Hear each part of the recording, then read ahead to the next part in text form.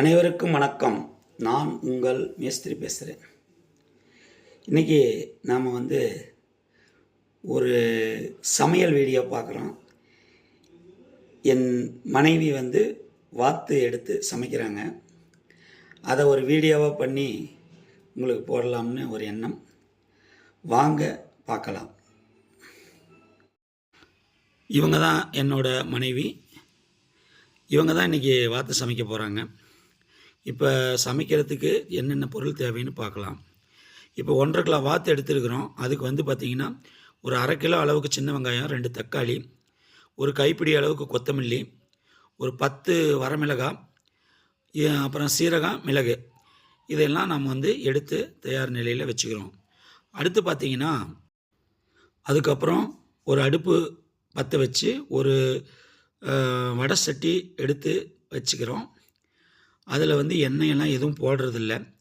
நம்ம எடுத்து வச்சுருந்த ஒரு கைப்பிடி கொத்தமல்லி, சீரக மிளகு, பச்சை மிளகாய், அந்த காஞ்ச மிளகாய், இது எல்லாத்தையும் ஒன்று ஒன்றா போட்டு நல்லா கைவிடாமல் வறுத்து கொஞ்சம் நல்லா பொரிஞ்சு வர அளவுக்கு வறுத்து தனியாக எடுத்து வச்சுக்கிறோம். இதில் ஒன்று ஒன்றா போட்டு நீட்டாக எடுத்து வச்சுக்கிறோம். மறுபடியும் அந்த வானிலையை வச்சு சின்ன வெங்காயம், அந்த ஒரு தக்காளி, கொஞ்சம் உப்பு போட்டு கொஞ்சம் எண்ணெய் ஊற்றி நல்லா கண்ணாடி பதம் வர்ற வரைக்கும் கை விடாமல் நல்லா வதக்கி எடுத்து அதையும் தனியாக வச்சுக்கிறோம். அடுத்து என்ன பண்ணுறோன்னு கேட்டிங்கன்னா, நம்ம 1.5 கிலோ வாத்து எடுத்து நல்லா சுத்தம் பண்ணி வச்சுருக்கிறோம். அதை ஒரு குக்கரில் போட்டு அந்த குக்கரில் என்னென்ன சேர்த்துறோன்னா இஞ்சி பூண்டு பேஸ்ட்டு, 1 ஸ்பூன் மஞ்சத்தூள், ஒரு 1.5 ஸ்பூன் அளவுக்கு சிக்கன் மசாலா, கொஞ்சம் உப்பு, இதெல்லாம் நல்லா சேர்த்திக்கிறோம். அதுக்கப்புறம் என்ன பண்ணுறோம் அப்படின்னு கேட்டிங்கன்னா, அந்த குக்கரில் இருக்கக்கூடிய கறியை நல்லா கை விடாமல் நல்லா பெரட்டிக்கிட்டே இருக்கணும். நல்லா பெரட்டினோம்னா அந்த கறி அப்படியே உருண்டு அப்படியே திரண்டு நமக்கு ஒரு ஷேப்புக்கு வரும். இந்த மாதிரி கறி நல்லா உருண்டு வர்ற வரைக்கும் நல்லா கை விடாமல் வணக்கிக்கிட்டே இருக்கணும். ஒரு கொஞ்சம் நேரம் ஆனோடனே பார்த்திங்கன்னா அந்த கறி நல்லா உருண்டு வந்துடும். அது உருண்டு வந்துருச்சு. நல்லா உங்களுக்கு பார்த்திங்கன்னா தெரியும். இந்த டைமில் ஒரு சொம்பு அளவுக்கு தண்ணி ஊற்றிக்கலாம். இந்த கறி முழுகிற அளவுக்கு போதுமான கொஞ்சம் ஊற்றணும்.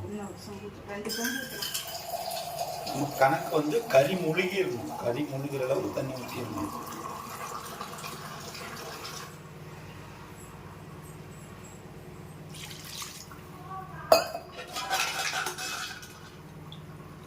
கறி முழுகிற அளவுக்கு தண்ணி விட்டு அதை மட்டம் பண்ணி விட்டு குக்கர் போட்டு விசில் போட்டு 8 விசில் வர்ற வரைக்கும் வேக வைக்கணும்.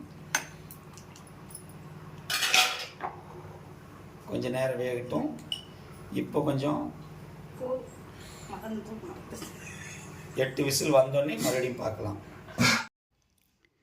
இப்போ நம்ம வணக்கி வச்சுருக்கிற வெங்காயத்தை மிக்சியில் போட்டு நல்லா மைய அரைச்சி வச்சுக்கிறோம். இப்போ 8 விசில் வந்துருச்சு. குக்கர் ஓப்பன் பண்ணுறோம். இந்த கறியை எடுத்து என்ன பண்ணுறோம்னா வேறு ஒரு பாத்திரத்தில் அப்படியே நம்ம மாற்றிக்கிறோம்.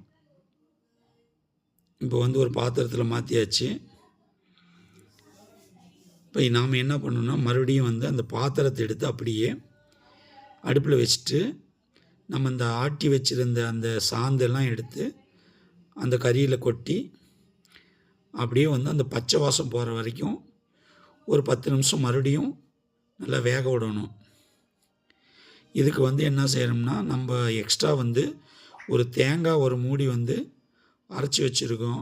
அதையும் நம்ம இதில் இப்போ சேர்த்திக்கலாம்.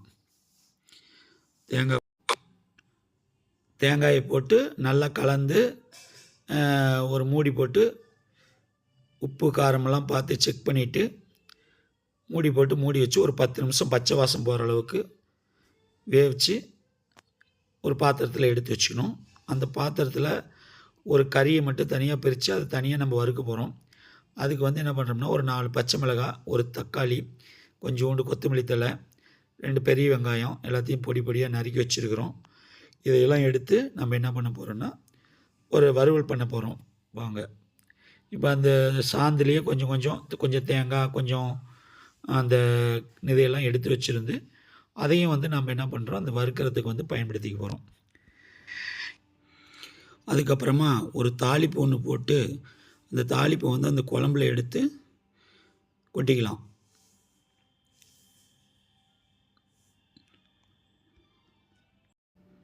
அடுத்ததாக வந்து ஒரு சட்டி வச்சு அதில் எண்ணெயை ஊற்றி கடுகு உளுந்து போட்டு தாளித்து நம்ம வெட்டி வச்சுருந்த வெங்காயம், பச்சை மிளகாய்,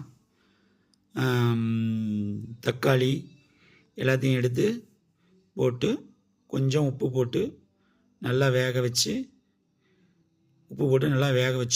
வதக்கி எடுத்துக்கிறோம்.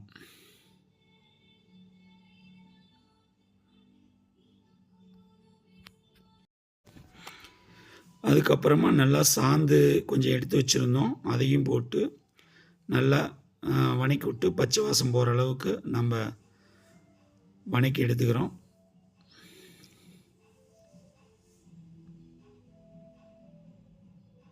ஓரளவுக்கு நல்லா வெந்துச்சு. கொஞ்சம் கொத்தமல்லி தழை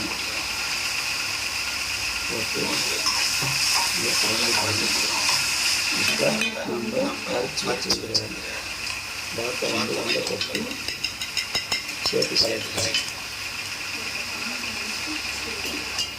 இதை வந்து அப்படியே ஒரு 10 நிமிஷம் வந்து அந்த மசாலானால அந்த கறியில் வந்து கொஞ்சம் சின்ன வச்சு ஒரு 10 நிமிஷம் அப்படியே ஏறட்டேன்னா அந்த மசாலா வந்து கறியில் ஏற வரைக்கும் 10 நிமிஷம் ஆகும்.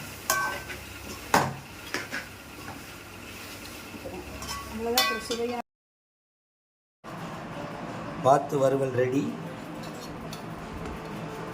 இப்போ நம்ம வாங்க சாப்பிடலாம். குழம்பு